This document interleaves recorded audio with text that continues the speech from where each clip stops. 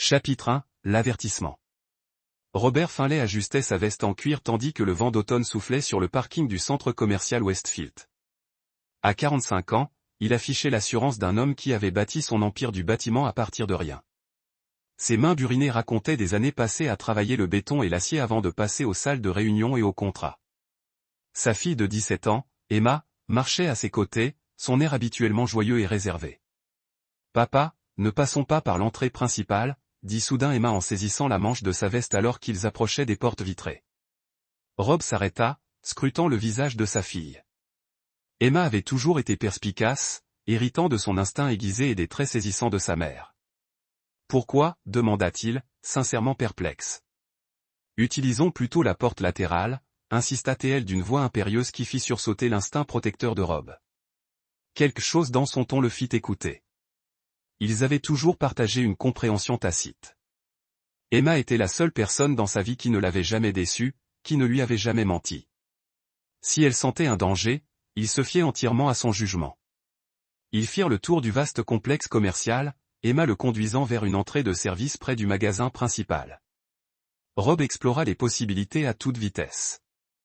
Y avait-il une menace? Un problème avec l'un de ses chantiers à proximité. Son entreprise, Finlay Construction, s'était fait des ennemis au fil des ans.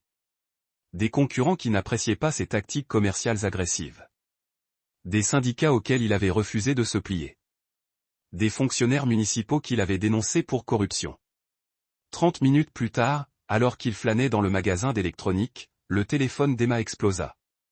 Elle y jeta un coup d'œil et son visage pâlit. « Papa, je dois te montrer quelque chose », murmura-t-elle en le conduisant dans un coin isolé près des écrans de jeu. À travers les grandes fenêtres donnant sur l'atrium de l'entrée principale, Rob les aperçut. Sa femme, Linda, vêtue de la robe vert émeraude qu'il lui avait offerte pour leur mariage. Le mois dernier, pour fêter son anniversaire, il était enlacé dans une étreinte intime avec un homme que Rob ne reconnaissait pas. L'inconnu était grand, athlétique, avec cette apparence soignée qui criait privilège et droit. Il ne faisait pas que parler. Les mains de Linda entouraient son visage tandis qu'elle l'embrassait avec une passion que Rob n'avait pas vue depuis des années. Rob se figea, son sang se glaçant. 20 ans de mariage, 2 enfants, une vie construite ensemble. Et c'est ainsi qu'il découvrit que tout cela n'était qu'un mensonge. Mais ce qui le frappa le plus, ce ne fut pas la trahison elle-même. C'était la façon dont Emma avait su. Sa fille l'avait protégée de cette humiliation en public, lui laissant la dignité de la découvrir par lui-même. « Depuis combien de temps le sais-tu » demanda-t-il doucement, d'une voix d'un calme mortel. Les yeux d'Emma se remplirent de larmes. « 2 mois. Je les ai vus dans ce café du centre-ville avec des amis. Je voulais te le dire, mais j'espérais que ça finirait.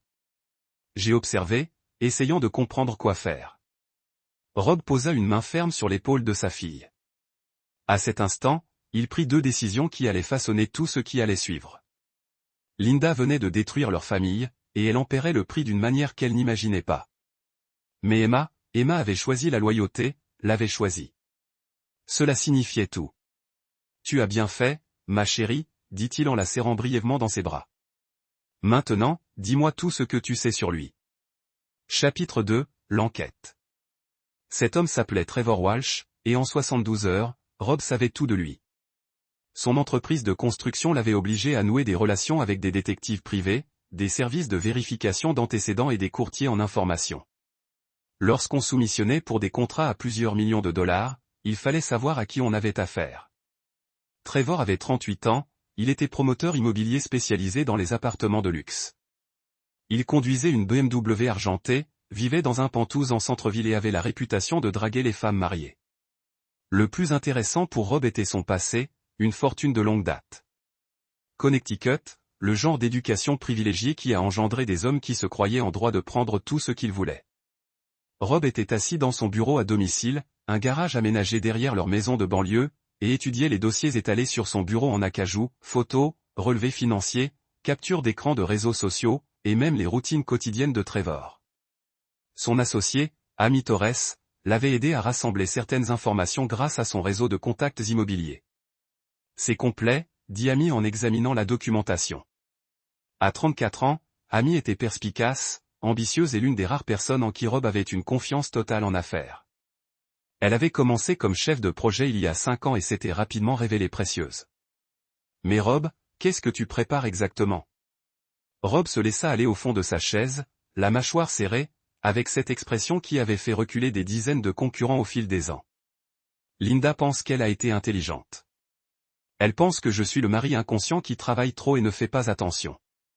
Elle est sur le point de comprendre à quel point elle a tort. L'enquête avait révélé bien plus que la simple liaison. Linda avait utilisé leur carte de crédit commune pour payer des chambres d'hôtel, des dîners coûteux et même un week-end dans la Napa Valley qu'elle avait dit à Rob être un voyage entre filles avec sa sœur.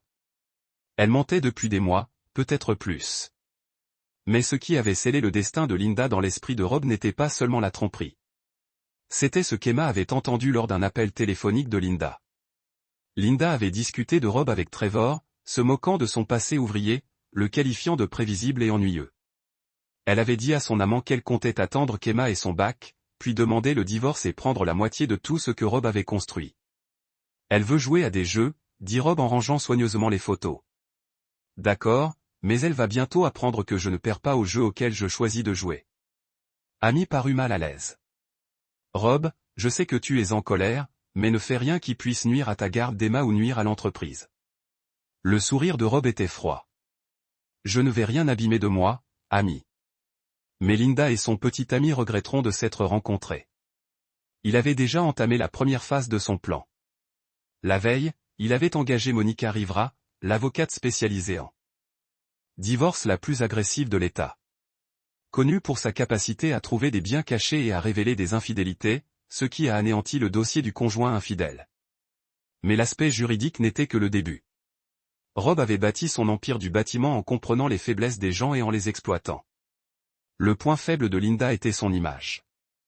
Elle se targuait d'être perçue comme l'épouse et la mère parfaite dans leur quartier huppé.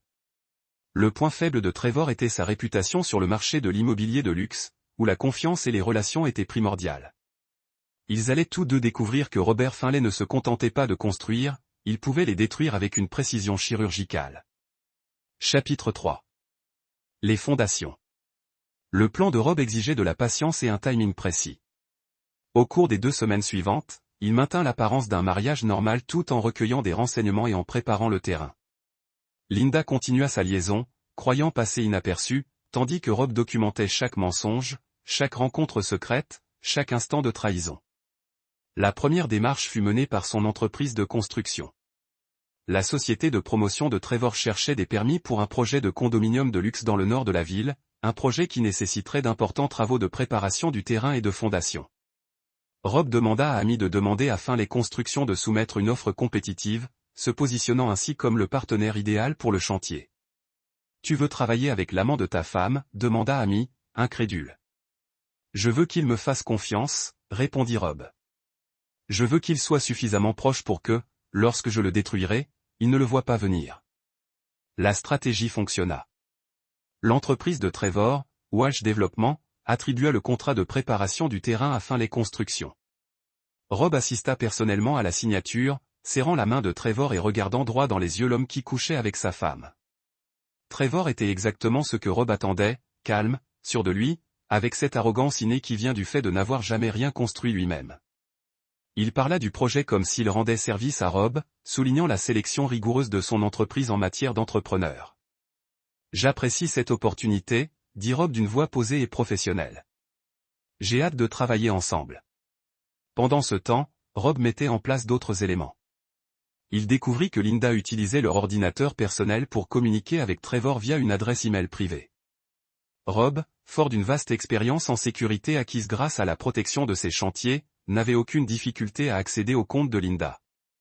Chaque email, chaque message, chaque photo qu'ils avaient échangée était désormais copiée et stockée.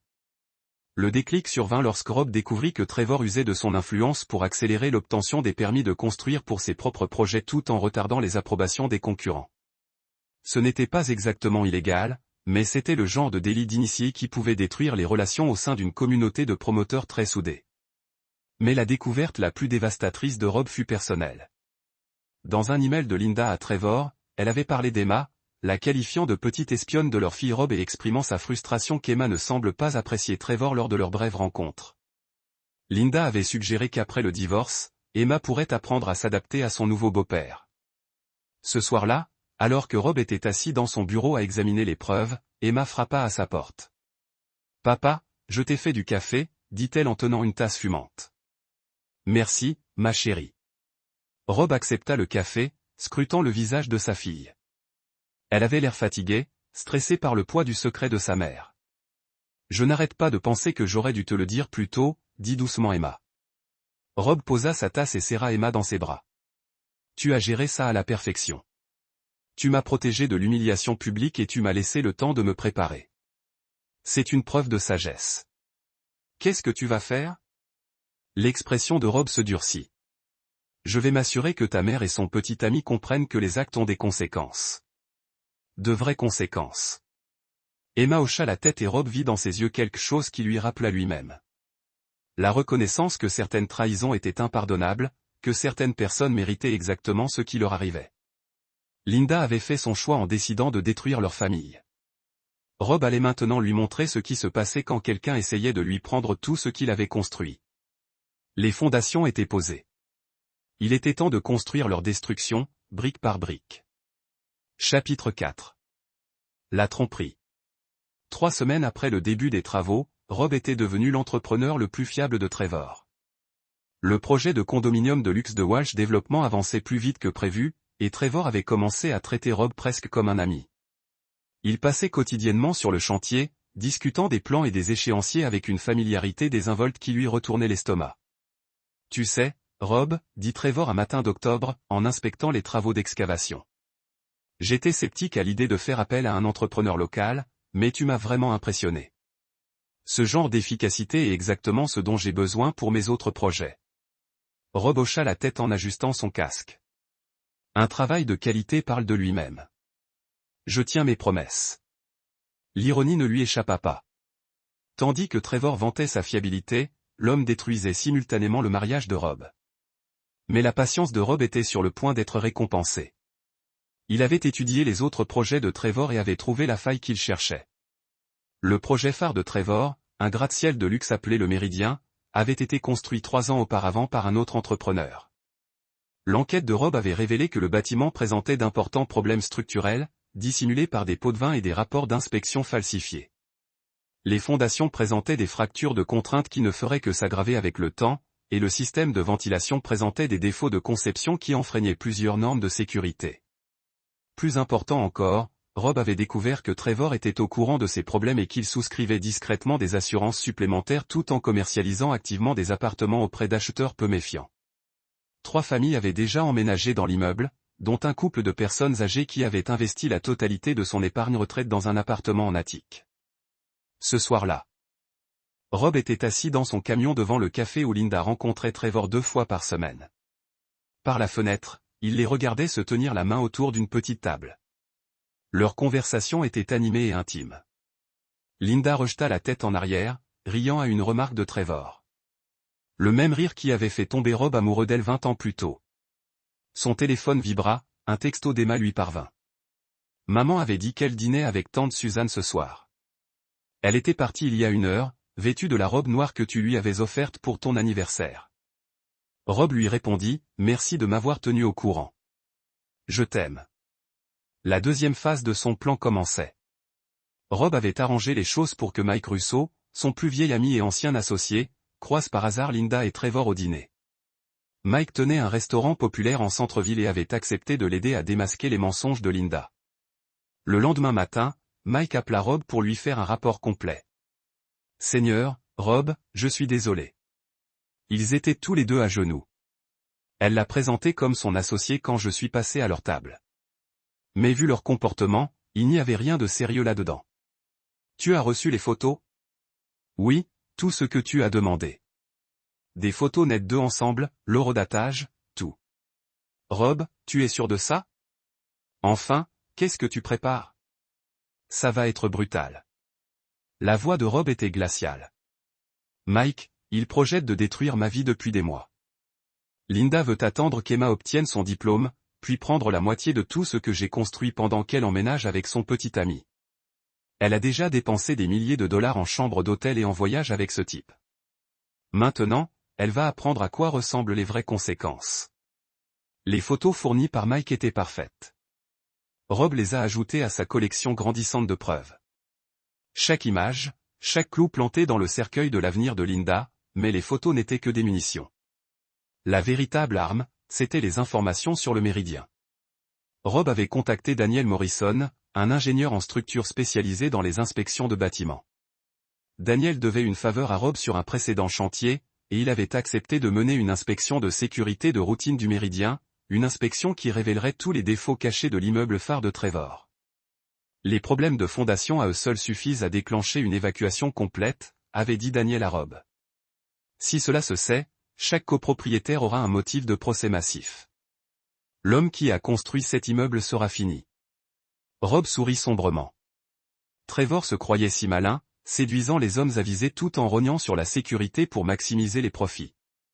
Il était sur le point d'apprendre que certains jeux avaient des enjeux plus importants qu'il ne l'avait imaginé. Mais Rob n'en avait pas fini. Linda voulait jouer le rôle de l'épouse innocente tout en planifiant son évasion. Il lui offrirait une performance inoubliable. Et Trevor pensait pouvoir s'immiscer dans la vie de Rob et tout voler. Il était sur le point de découvrir que Rob Finlay ne se contentait pas de construire des immeubles. Il pouvait détruire des réputations avec la même précision et la même efficacité. Les fondations de leur destruction étaient posées.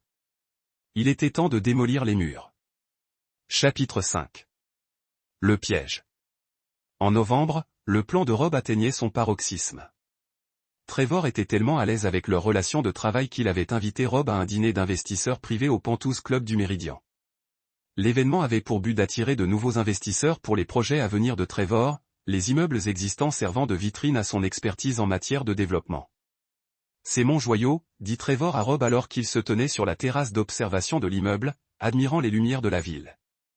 32 unités de luxe. Toutes vendues en 6 mois. C'est le genre de succès qui parle de lui-même. Rob hocha la tête avec reconnaissance, sachant qu'en quelques jours, ce bâtiment serait la ruine de Trevor. Daniel Morrison avait terminé son inspection et remettrait son rapport au service des bâtiments de la ville lundi matin. Le rapport détaillait non seulement les défauts structurels, mais aussi les preuves de la corruption et des documents falsifiés qui avaient permis au bâtiment de passer les inspections initiales. Tu devrais envisager d'investir dans mon prochain projet, continua Trevor. Avec ton expertise en construction et ma vision du développement, nous pourrions construire quelque chose de vraiment spécial ensemble. La suggestion était si effrontément hypocrite que Rob faillit rire. Trevor couchait avec sa femme tout en essayant d'utiliser les compétences de Rob pour bâtir son empire. Mais Rob sourit simplement et dit, « J'y réfléchirai certainement. » Ce que Trevor ignorait, c'est que Rob avait déjà commencé à bâtir quelque chose d'exceptionnel, détruisant complètement tout ce qui comptait pour lui. Le dîner était élégant, auquel participaient des chefs d'entreprise locaux, des politiciens et des investisseurs potentiels. Rob reconnut plusieurs visages dans les cercles sociaux que lui et Linda fréquentaient, des gens qui le connaissaient comme l'entrepreneur prospère et sa belle épouse. En se mêlant à la foule, Rob se demanda combien d'entre eux soupçonnaient la liaison de Linda, combien l'avaient vue avec Trevor et n'avaient rien dit. La soirée comprenait une présentation de Trevor sur sa philosophie de développement, mettant l'accent sur la qualité, l'intégrité et la confiance de la communauté.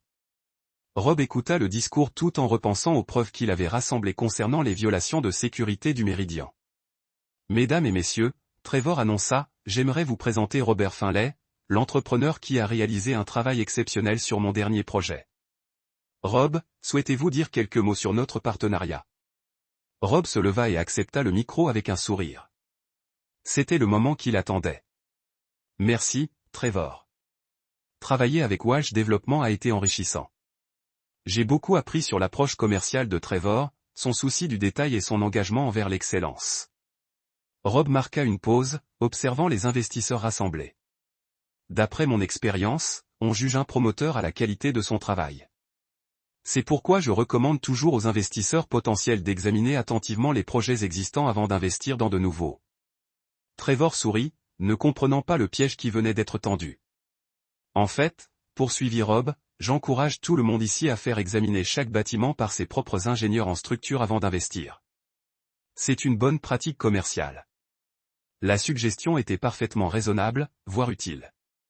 Mais Rob savait que quelques jours après la publication du rapport de Daniel, chaque personne présente se souviendrait de ces paroles et comprendrait qu'il avait essayé de les mettre en garde. Après le dîner, alors que Rob se dirigeait vers son camion, son téléphone sonna. C'était Emma.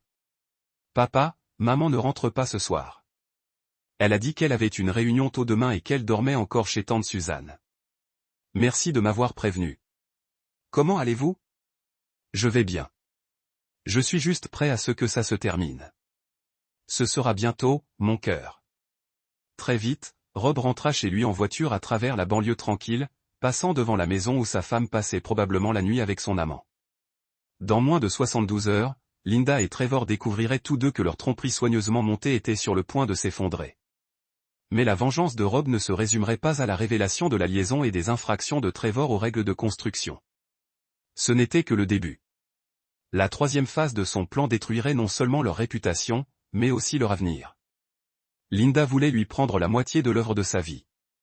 Elle allait apprendre que lorsqu'on déclare la guerre à Robert Finlay, il vaut mieux se préparer à une dévastation totale.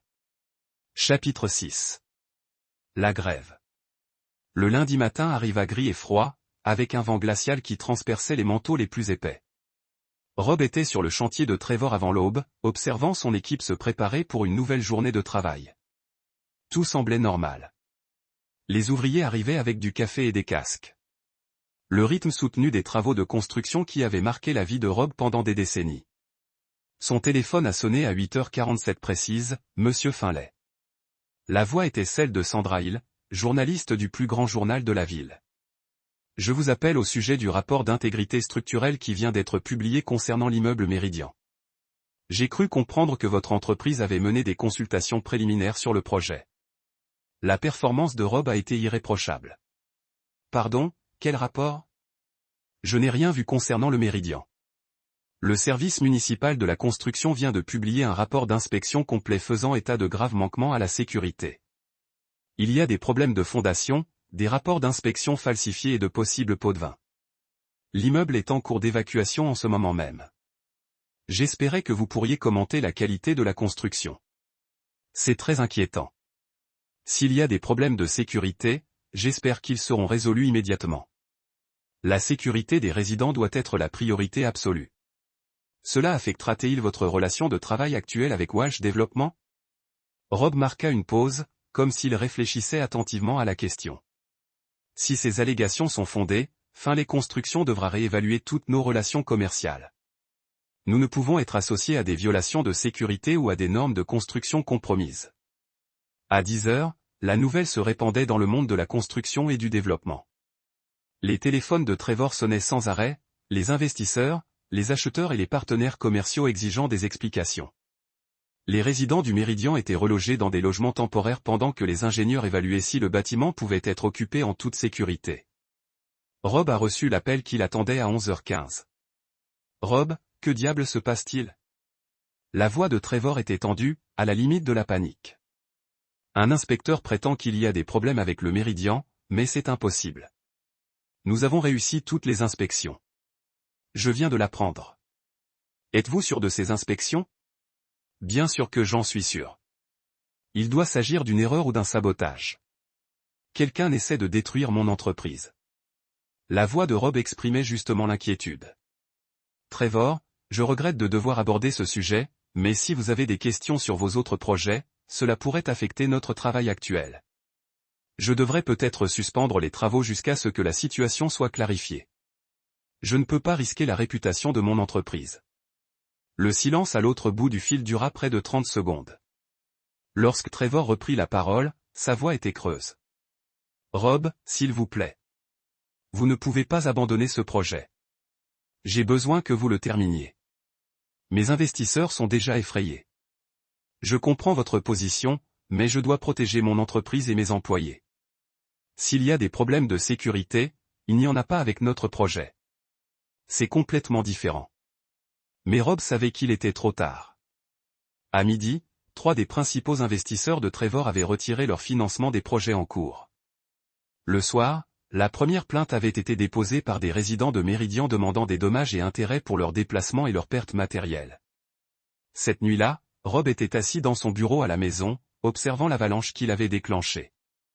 Les chaînes d'information locales diffusaient des reportages sur le scandale de Meridian. Le nom de Trevor était mentionné en lien avec des pratiques de construction dangereuses et d'éventuelles poursuites pénales. Plusieurs autres promoteurs prenaient leur distance avec Walsh Development, craignant une culpabilité par association. Emma frappa à sa porte, une tasse de chocolat chaud à la main. Les nouvelles disent que l'immeuble où travaille Trevor risque de s'effondrer. Est-ce vrai? L'immeuble ne s'effondrera pas, dit Rob en acceptant le verre. Mais il a de sérieux problèmes qui auraient dû être réglés il y a des années. Le saviez-vous lorsque vous avez commencé à travailler avec lui? Rob regarda sa fille, cette jeune femme remarquable qui avait la sagesse de le protéger et l'intelligence de poser les bonnes questions. Je l'ai découvert lors de nos recherches. Parfois, quand on essaie de comprendre quelqu'un, on apprend des choses sur sa personnalité. Emma hocha lentement la tête. Alors, ça fait partie de ton plan. La justice exige parfois de la patience, ma chérie. Les mauvaises personnes ne subissent généralement pas les conséquences de leurs actes, à moins que quelqu'un ne s'en charge. Ce qu'Emma ignorait, c'est que ce n'était que le début. L'entreprise de Trevor s'effondrait, mais la vengeance personnelle de Rob ne faisait que commencer. Linda croyait toujours que sa liaison était secrète. Elle pensait toujours pouvoir planifier son évasion tout en jouant le rôle de l'épouse dévouée. Demain, cette illusion volerait en éclats. Et contrairement aux problèmes de construction de Trevor, qui étaient de véritables problèmes de sécurité, ce que Rob avait prévu pour Linda était une vengeance pure et calculée. Les travaux de leur destruction étaient presque terminés. Il ne restait plus qu'à démolir le toit. Chapitre 7. La révélation. Mardi soir, Rob orchestra l'acte final de sa vengeance avec la précision d'un maître artisan. Il avait invité Linda à dîner chez Rosini, le restaurant italien haut de gamme où ils avaient fêté leurs 10 ans de mariage. Linda avait semblé surprise par l'invitation. Leur relation était distante depuis des mois, mais elle avait accepté, y voyant probablement une bonne couverture pour sa double vie. Rob arriva le premier, choisissant une table dans un coin avec une vue dégagée sur l'entrée. Il installa Mike au bar, prêt à tout documenter. À 19h30 précise, Linda entra vêtue de la robe noire pour laquelle Trevor l'avait complimentée lors de leur dernier dîner. Rob le savait, car il avait lu leur SMS. « Tu es magnifique », dit Rob tandis que Linda s'asseyait, et il le pensait. Même en sachant ce qu'elle avait fait, il appréciait la femme qui avait été tout pour lui. « Merci. C'est gentil, Rob. On devrait faire ça plus souvent. » Rob sourit. « J'ai pensé la même chose.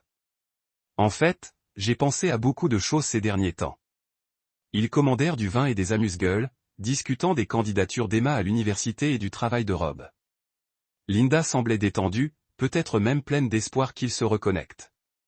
Elle ignorait totalement qu'à l'autre bout de la ville, Trevor était aux prises avec l'effondrement total de son empire commercial.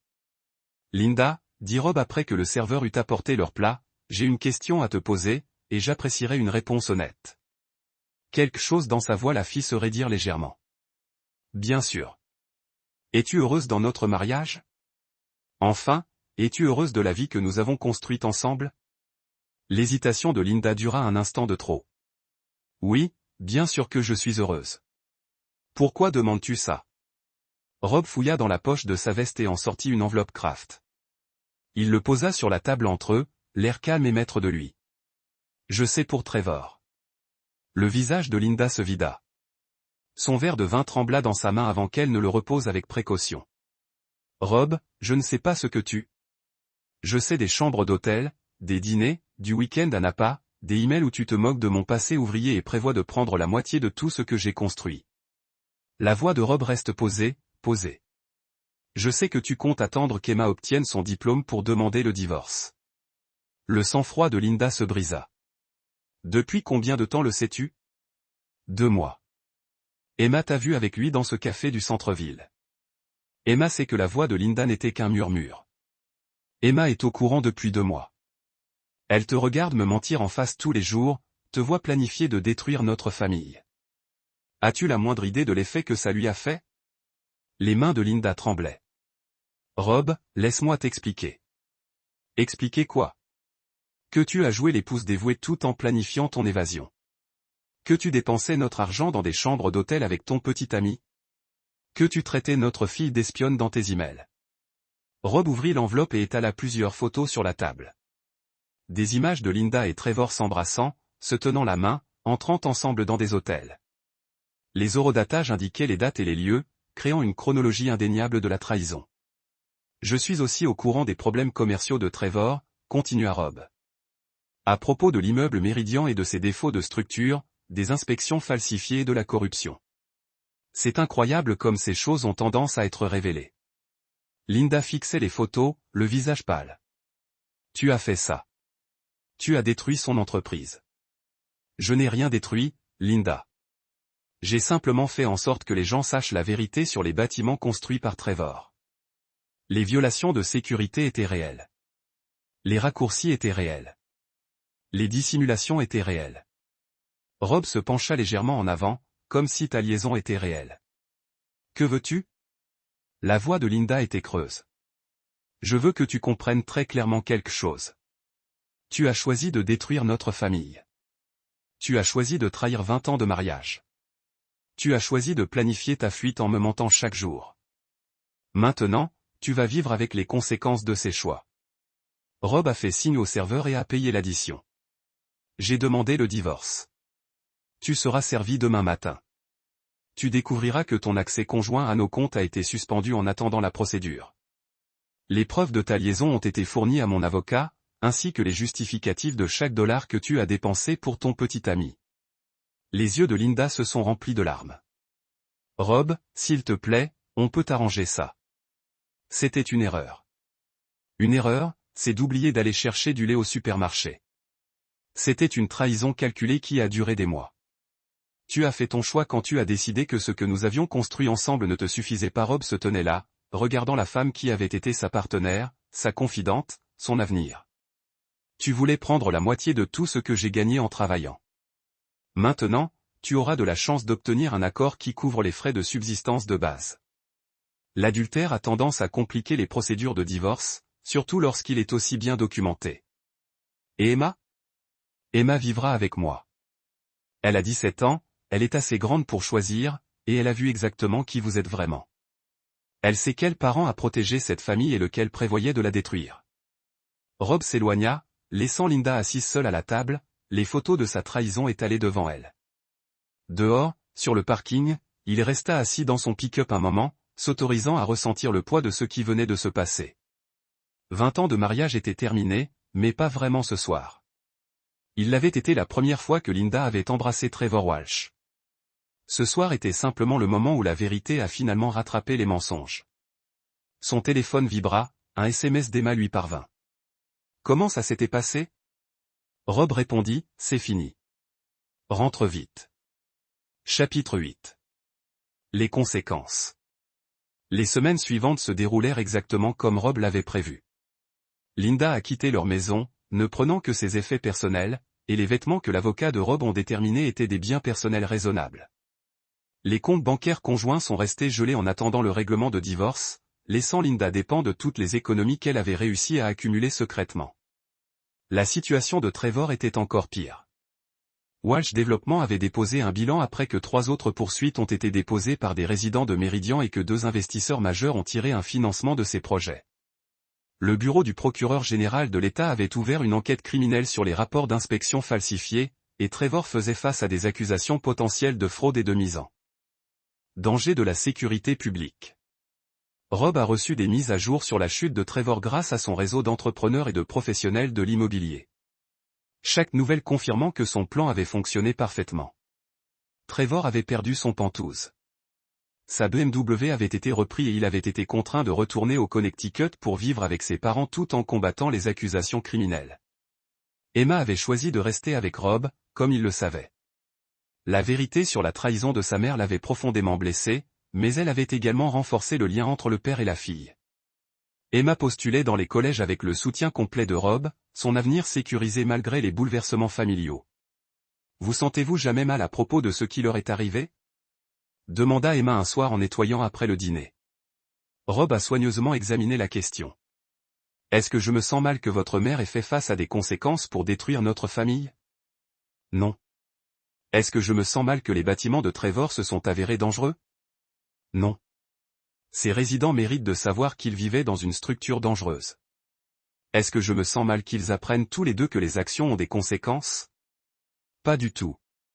Mais vous vous êtes assuré que tout s'est produit. Je me suis assuré que la vérité apparaissait, chérie. Votre mère a choisi d'avoir une liaison. Trevor a choisi de couper les coins de la sécurité et de cacher les problèmes. Je me suis juste assuré que ces choix ne pouvaient pas rester cachés pour toujours. Ce que Rob n'a pas dit à Emma, c'est que sa vengeance était toujours en cours. Par l'intermédiaire de son avocat, il avait veillé à ce que l'affaire de Linda soit une question de dossier public dans leur procédure de divorce. Sa trahison la suivrait dans toutes les relations futures, tous les nouveaux cercles sociaux qu'elle a tenté de rejoindre.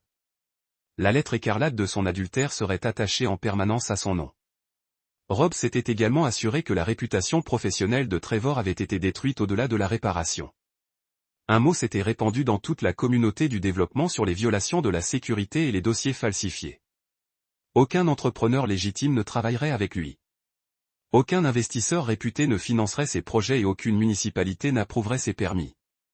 Le règlement du divorce a été finalisé en janvier. Linda a reçu exactement ce que l'avocat de Rob avait prédit. Minimal de pension alimentaire, aucune réclamation sur ses actifs commerciaux et les droits de visite limités avec Emma. La preuve de son affaire avait été si complète que son propre avocat lui avait conseillé d'accepter les termes offerts par Rob plutôt que de risquer un procès qui exposerait des détails encore plus humiliants. 20 ans, avait déclaré Linda lors de leur dernière comparution devant le tribunal, des larmes coulant sur son visage. 20 ans et c'est ainsi que vous choisissez d'y mettre fin. Je n'ai pas choisi de mettre fin à quoi que ce soit, avait répondu Rob tranquillement. Vous avez fait ce choix lorsque vous avez décidé que notre mariage ne valait pas la peine de préserver. Mike Russo s'est arrêté dans le bureau de Rob en février, apportant un café et des mises à jour sur la situation de Linda. Elle travaille dans ce bureau immobilier au centre-ville. Mike a signalé des trucs de niveau d'entrée, montrant des propriétés locatives, la plupart du temps dans un jeu en studio à travers le collège communautaire. Et Trevor.